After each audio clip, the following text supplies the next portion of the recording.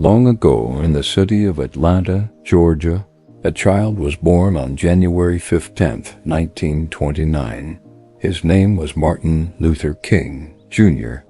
He came into a world that was divided, a world where the color of your skin decided which schools you went to, which restaurants you could eat in, and even which bus seat you were allowed to sit on. Martin's parents were strong and faithful people. His father was a preacher, and his mother was a teacher. From them, Martin learned two things: the power of faith and the power of education. As a young boy, Martin faced racism very early.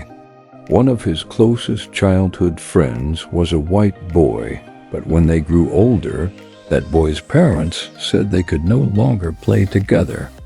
The reason? Martin was black. That moment broke his heart. He asked his parents, "Why do white people treat us so unfairly?" His mother told him, "You are as good as anyone else." Those words stayed in his heart forever. Martin was very intelligent. At just 15 years old, he entered Morehouse College. He later studied theology and decided to become a minister, like his father. While studying, he discovered the teachings of Mahatma Gandhi, who led India's independence movement through non-violence. Gandhi's message touched Martin deeply. He realized, the most powerful weapon we have is not hate, but love. In 1955, in Montgomery, Alabama, a woman named Rosa Parks refused to give up her seat on a bus to a white passenger. She was arrested. The black community was tired of unfair treatment. Martin Luther King Jr., only 26 years old at the time, was chosen to lead the protest. For 381 days, African Americans refused to ride the buses. The boycott was tough. People had to walk to work. Some were beaten, some lost their jobs. But Martin encouraged them. If we stand together peacefully, we will win. In the end, the U.S. Supreme Court ruled that bus segregation was illegal. It was a historic victory, and Martin became a national leader. After Montgomery, Martin traveled across America. He led marches, gave speeches, and inspired millions. His message was always the same: non-violence, equality, and justice. He faced many dangers. His home was bombed. He was arrested over 20 times, and he received daily death threats. Yet he never gave up. He once said, "If a man has not discovered something that he will die for, he isn't fit to live." The peak of his movement came on August 28, 1963, when more than 250,000 people gathered in Washington, D.C. They came from all over America to demand jobs and freedom.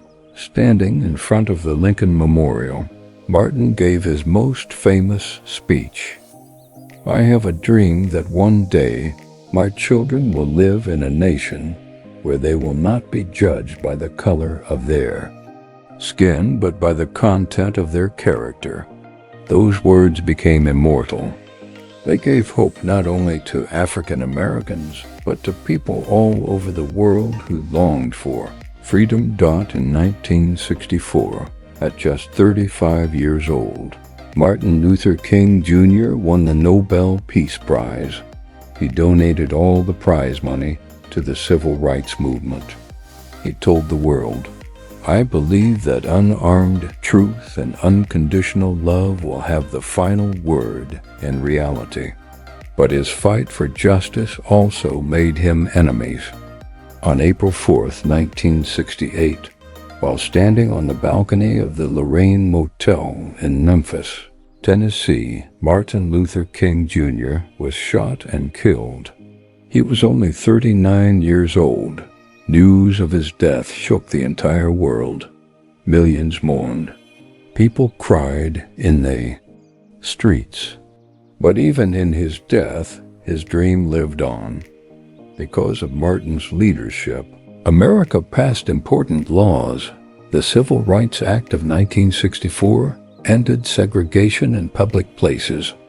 The Voting Rights Act of 1965 gave African Americans the right to vote freely.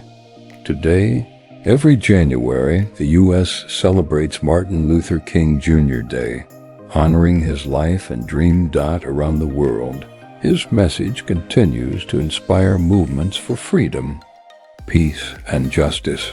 Martin Luther King Jr. showed us that true power is not in violence, but in courage, truth, and love. He proved that one man's dream can change the course of his.